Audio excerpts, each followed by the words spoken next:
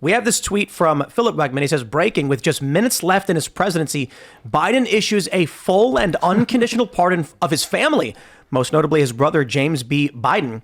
And it reads, executive grant of clemency, Joseph R. Biden Jr., President of the United States of America.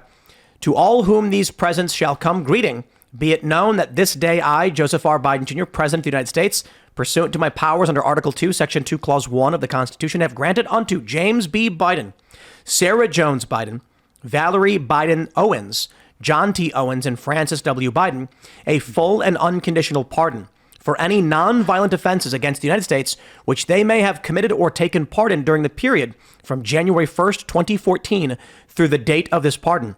In testimony whereof I have hereunto signed my name and caused the seal of the Department of Justice to be affixed. I think Joe Biden's family committed a bunch of crimes. Does it go back to 2014? It certainly does. It sure does. Congressman Rowe, what is the takeaway? Well, I don't from look. This. What is your takeaway? I didn't like it when he did Hunter Biden. Because I've been for the curtailment of the presidential power. I mean, we don't live in King George's time. I don't think presidents of any party should have this kind of broad power to just wave their wand and say, okay, some family member, a friend is going to be pardoned. And I think as the Democrats, if we're going to be the party of reform that says we want to get money out of politics, we want to stop members from trading stock, then we should be for reforming the pardon party, so the pardon power. So I can't defend this. What I will say is that we should have some amendment in this country to at least restrict the pardon power. In my view, especially for friends and family. Outside of that, that's an interesting thought, and I don't completely disagree. But outside of that, there's the more granular of why would Joe Biden pardon all of his family members? We all know. I mean, Frank Biden, Jim Biden, they were trading on his name in Delaware. They got rich just because he was a senator. I don't think it's not reasonable to just say that Donald Trump is going to go after Valerie Biden Owens. Yeah.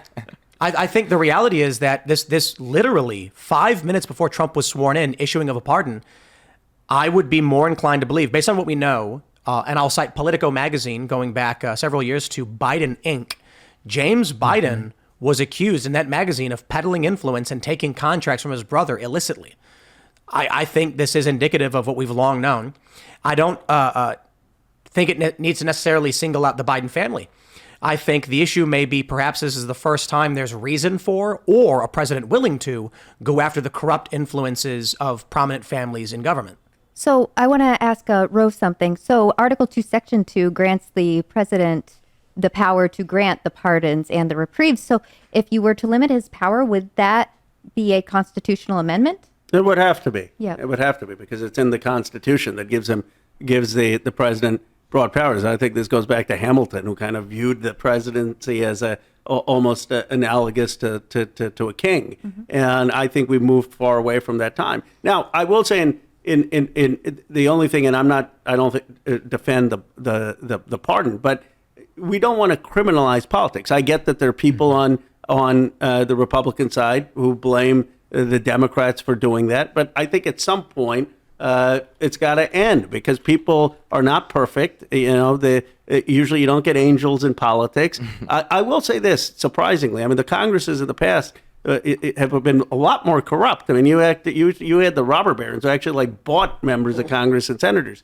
And by criminalizing it, what you're doing is you're telling every young kid in this country, yeah, you don't want to really be in Congress. You don't want to be a senator. You don't want to run for president. You don't want to go be in the cabinet. So how do we somehow figure out how we have accountability without everyone thinking, okay, if I run for office, now everyone in my family, if they've done anything wrong, now there's going to be a big spotlight, and because people aren't. Well, but maybe this is Politico from 2019. Biden Inc. Over his decades in office, middle-class Joe's family fortunes have closely tracked his political career, going on to mention how his brother got lucrative contracts in Iraq. I think the reality is perhaps it's time to start doing this.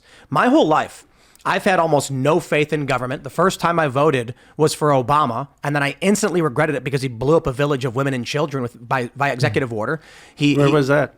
I believe it was Pakistan. This is 2009 January. It was immediately reported that a drone strike ordered by Obama killed like 20. It was a village of some sort.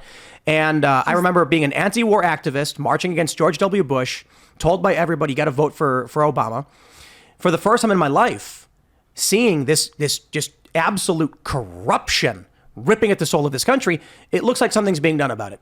Now, you can say that Donald Trump's doing it because of revenge, and I can say, well, I don't know his motivations, but I would like to see the Biden family, the Clintons, or the Trumps, whoever, anybody peddling influence illicitly, corruptly to enrich themselves. I'm not a fan of Trump's meme coin. I don't view it as a crime, however. I just think it's crass.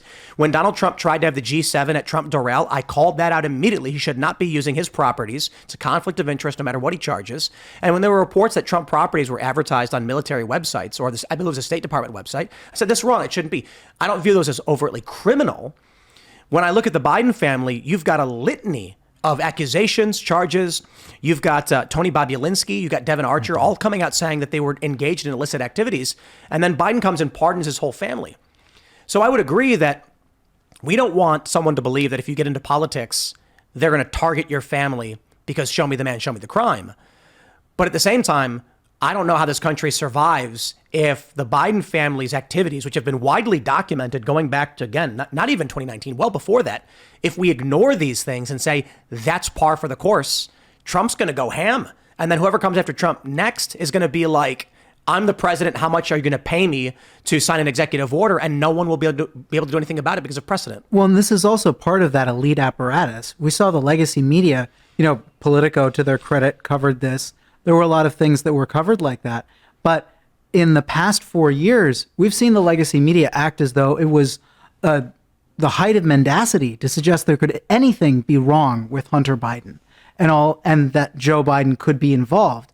And every single time it was like, how dare you suggest? I mean, we had big tech, as you rightly condemned, censoring a story and I spoke that was reporting on the Hunter Biden laptop.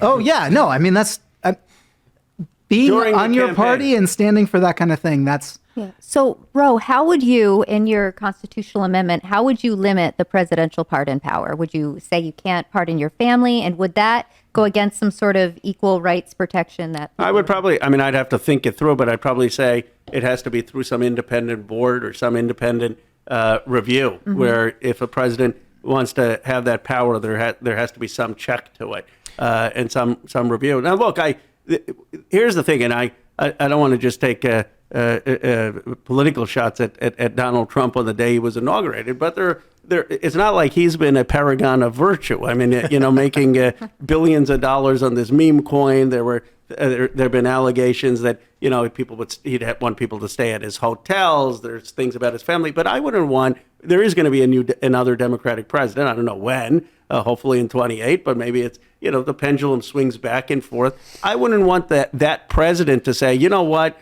we're going to go and investigate all of Donald Trump's family and all of his dealings. Now, if there's an independent justice attorneys and people in law enforcement who are doing it, that's one thing. But I don't want the president on either party directing the Justice Department to be going after their political rivals. I would say to your idea about the independent commission, a lot of states do this. The governor can issue a pardon, but it has to go through a panel to get approved. And I don't completely disagree with that. I do understand the original arguments that they were making for why the president would have this power. But then there is an interesting point about show me the man, I'll show you the crime. If we exist in a society where political retaliation will always be the next president is going to investigate the last, They do that in third world countries. Right. They will find crimes. They will just be like, you jaywalked and you were carrying too much money. That makes it a federal offense. Yeah. So that we definitely want to avoid.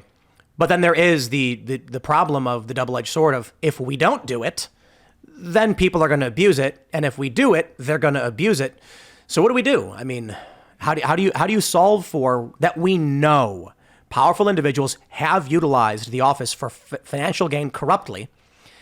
But we also don't want an abuse of the DOJ to go after people for political reasons. Well, that's one of Trump's promises that he made is he's like, the lawfare's over. And that's why he's really doesn't seem to be wanting to push any of these investigations on any of his political adversaries. So maybe that could be the way to reset it. Say, listen, you did all this horrible stuff to me and I almost died. And, I was assassinated or almost assassinated. And we don't know anything about that. And, but maybe that's his way of trying to heal. Like, this is our reset. I'm not going to retaliate. I give him a lot of credit. I think people, if he restrains from that, in my view, that would be a credit to him. But one way to go after this, Tim, is I think podcasts and the media and X and TikTok, I have the smallest of things that people think maybe a conflict of interest, and they're TikTok videos and Instagrams all over the place, right? And, it can be annoying because everyone now in America has the baseline assumption that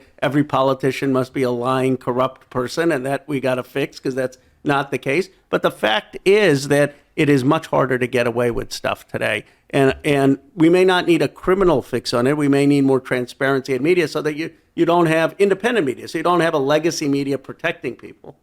When you say that, because of your stance on the Hunter Biden censorship, I think you really mean it. And I'm very, very glad to hear, because I think that more transparency is largely the answer. We have systems in place where, people are held accountable through elections. We have checks and balances in our Constitution. We don't need to reinvent the wheel. We have a lot of protections there. We just have to use them. And so long as we have more transparency, the chance that we will use them, I think, increases. Thanks for checking out this clip from Timcast IRL. Make sure to watch the show live Monday through Friday at 8 p.m. Subscribe to this channel, and we will see you all there.